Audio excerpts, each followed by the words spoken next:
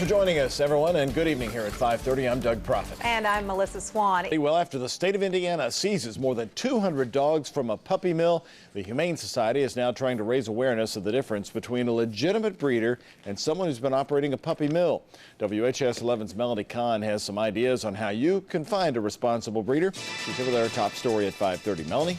Well, Doug, the bottom line is you have to do your research. The Humane Society of America says there are thousands of puppy mills operating all over the country right now and are sometimes difficult to spot. For instance, in this recent case in Mockport, the puppy mill was advertising their dogs in the local papers right along with dozens of legitimate breeders.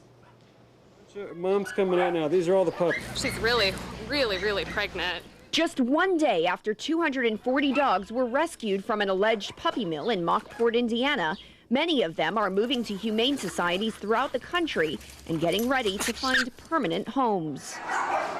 But while these dogs are moving on to a better life, that's not the case for what may be thousands of other dogs living in puppy mills throughout the state of Indiana. We expect that there are hundreds of puppy mills in Indiana, and they don't get caught very often. Ann Sterling from the Humane Society of the United States says the evidence is in just about any local newspaper's classifieds, where you can find puppies for sale on any given day. She says there are ways to tell if it's a legitimate breeder or someone running a puppy mill operation. Good, reputable breeders will probably have a waiting list for puppies. They're going to have people fill out an application form. They may do a home visit. They're not just going to be willing to transfer a dog over for a set price. She says other red flags are people selling multiple breeds, people willing to negotiate the price of the dog, and people who will only accept cash. In today's newspaper, we found dozens of ads for puppies and called a few of them to see what the sellers had to say. Hi, I saw your ad in today's newspaper for cockapoo puppies, and I wanted some more information. I noticed in the ad it says cash only. Would you accept a check?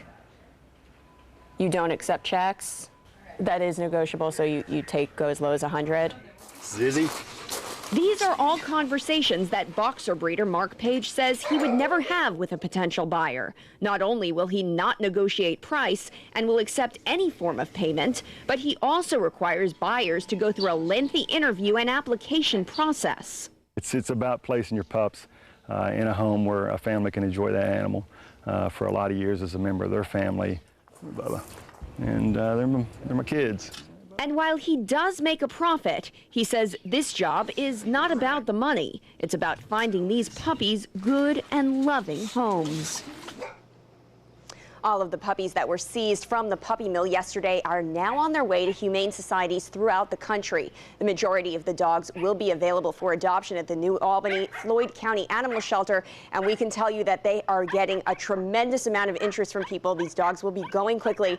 In fact, they had to bring in extra volunteers today just to handle all of the phone calls. Melanie Kahn, WHAS 11 News.